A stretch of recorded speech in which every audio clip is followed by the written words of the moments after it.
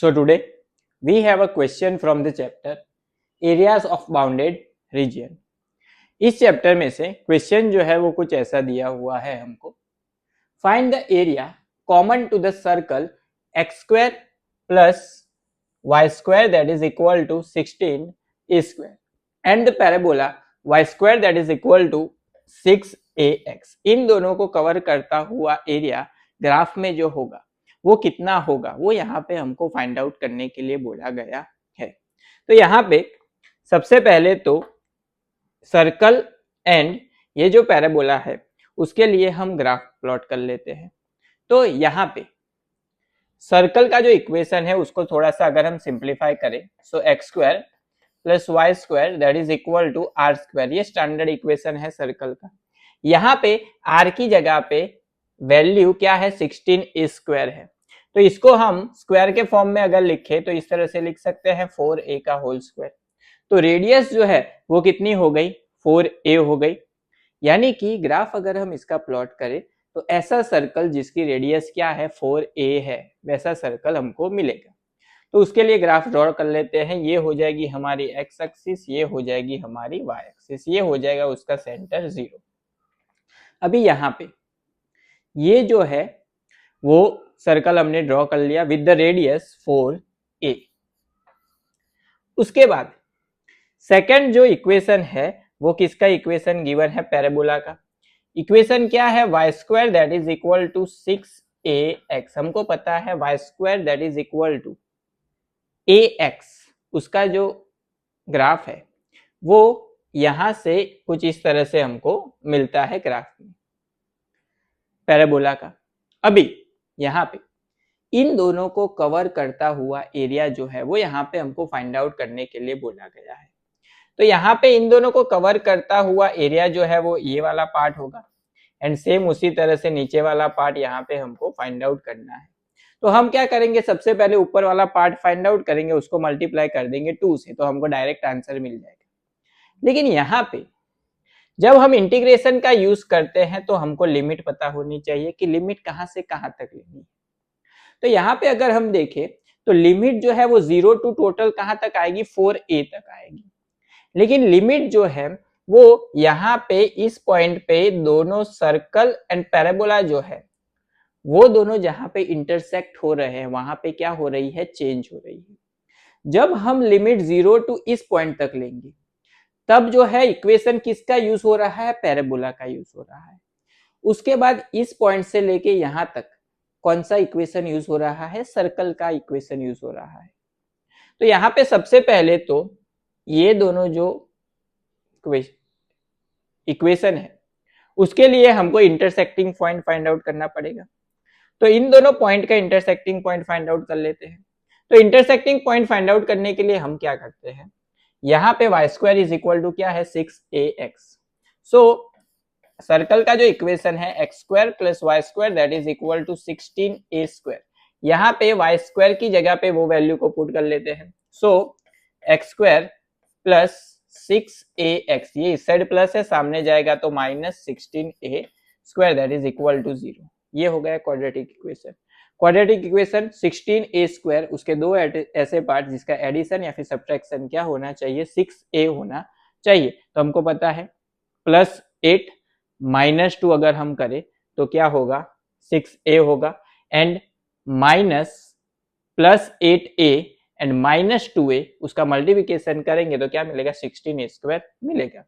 तो यहाँ पे इसके जो दो पार्ट है वो कौन से होंगे, so x square plus 8ax minus 2ax minus 16a square that is equal to 0.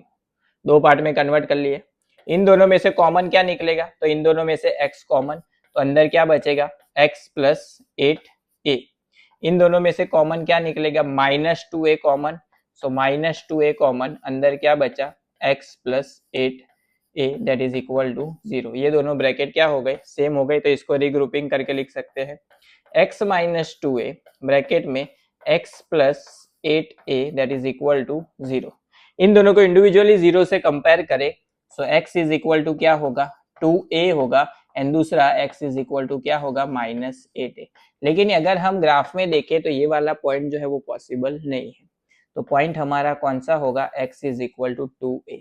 यानी कि ये जो इंटरसेक्टिंग पॉइंट है यहाँ पे वो कौन सा मिलेगा हमको, 2a मिलेगा।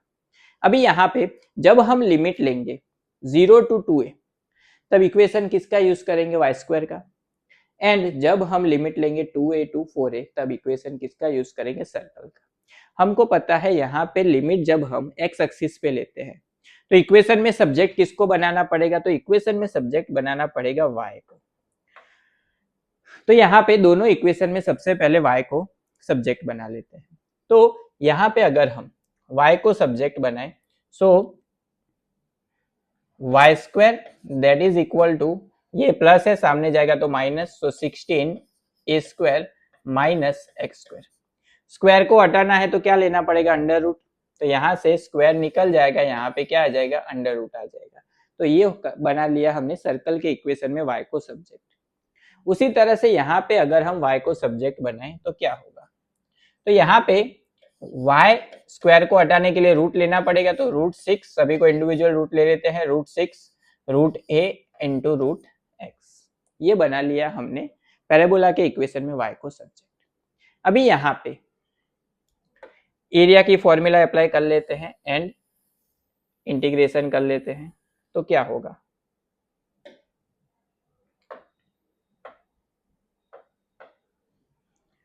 हमारे पास फॉर्मूला है area a that is equal to integration limit x1 to x2 y dx। सबसे पहले हम किसका इक्वेशन लिखेंगे, पैराबोला का, प्लस उसके बाद किसका लिखेंगे, सर्कल का। इंटीग्रेशन पैराबोला का जब इक्वेशन लिखते हैं तो लिमिट कौन सी आएगी, 0 to 2a आएगी। सो 0 to 2a पैराबोला जो है वहां पे y को सब्जेक्ट बनाया, क्या मिला था, √6 √a and √x dx plus integration. अब सर्कल का जब इक्वेशन यूज करेंगे तो लिमिट कौन सी आएंगी, 2a to 4a। So 2a to 4a under root में 16a square minus x square dx। Integration कर लेते हैं विथ रिस्पेक्ट टू x। अभी यहाँ पे इंटीग्रेशन अगर हम करेंगे तो यहाँ पे ये जो पार्ट है वो क्या है, कॉमन पार्ट है, तो बाहर आ जाएगा। सो √6 √a बाहर, √x उसका इंटीग्रेशन क्या होगा, √x मतलब क्या लिख सकते हैं, x⁻²। पावर इंक्रीज होगी तो 1/2 प्लस 1 क्या होगा, 3/2। जो पावर इंक्रीज हुई वो आएगी डिवीजन में, तो 3/2 डिवीजन में आएगा। सो x⁻³ डिवाइडेड बाय 3/2 ऊपर चला जाएगा, 2 ऊपर, लिमिट आ जाएगी 0 to 2a।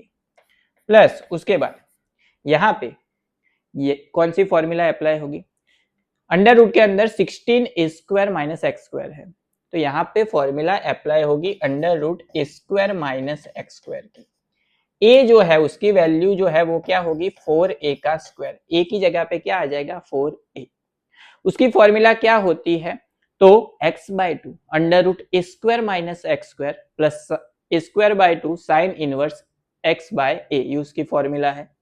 तो यहाँ पे सबसे पहले तो x/2 under root a square minus x square, यानी कि यही वैल्यू आएगी 16a square minus x square plus a²/2, a square क्या है, 16a square by 2 sign inverse x/a।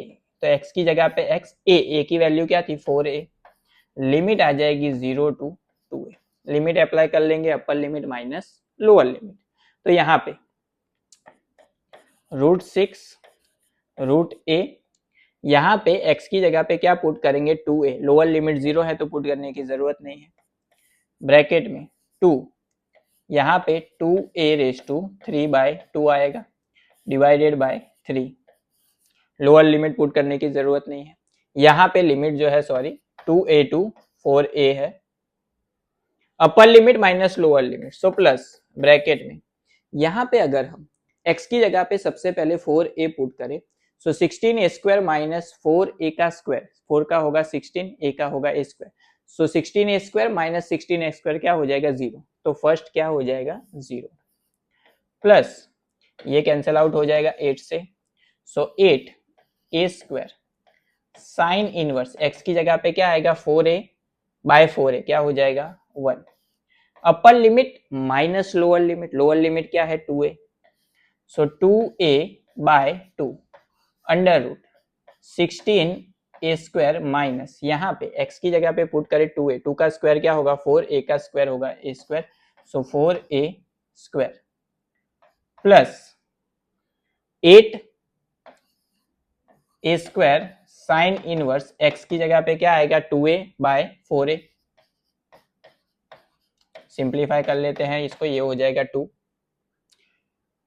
अभी यहाँ पे √6 जो है उसको दो पार्ट में हम लिख सकते हैं, √2 इंटू √3, √a वैसे का वैसा, 2/3 वैसे का वैसा, 2⁵3/2, 2⁵3/2 यानी कि 2 into √2, so 2 into √2, a⁵3/2 similarly a into √a, इसका सिंप्लीफाई करना पड़ेगा, plus 8a², sine inverse 1, sign 1 की वैल्यू कहां पे होती है π/2 पे, so into π/2 minus 2 cancel, a वैसे का वैसा, under root 16a² minus 4a², 16 में से 4 चला जाएगा तो क्या बचेगा 12a²। 12 जो है √12 मतलब क्या लिख सकते हैं उसको हम अंडर रूट 4 इंटू 3, 4 जो है वो क्या लिख सकते हैं 2√3, तो यहाँ पे क्या आ जाएगा a इंटू 2√3, a² उसका रूट वो क्या हो जाएगा a हो जाएगा, सो a इंटू a क्या हो जाएगा a², प्लस यहाँ पे माइनस है, अंदर साइन चेंज होगी तो minus 8a², sine inverse 1/2, sign 1/2 कहाँ पे होता है 30 डिग्री पे, 30 डिग्री मतलब π/6, तो यहाँ पे आ जाएगा π/6, ये कैंसिल आउट हो जाएगा 4 एंड 3 से, यहाँ पे ये कैंसिल आउट हो जाएगा 4 से, कैलकुलेट कर लेते हैं, तो यहाँ पे √3 जो है वो 3 से कैंसिल आउट होगा, √3 से, √2 इंटू √2 क्या हो जाएगा 2, 2 इंटू 2 4, 4 2 जा 8, a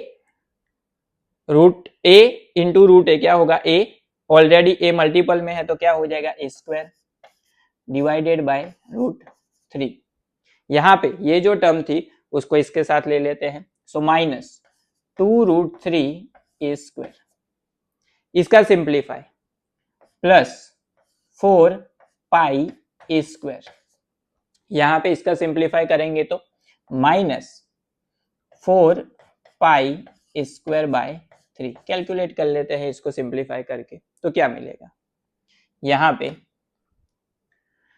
√3 जो है वो एलसीएम में जाएगा, सो 8a² माइनस √3 इंटू √3 क्या हो जाएगा 3, 3 इंटू 2 6, सो 8a² माइनस 6a² क्या बचेगा 2a²/√3 बचेगा, यहाँ पे इन दोनों का सिंप्लीफाई, 3 यहाँ पे मल्टीप्लाई में जाएगा तो 4 3 जा 12, 12πa² माइनस 4πa², 12 में से 4 चला जाएगा तो क्या बचेगा 8πa², सो प्लस 8πa²/3।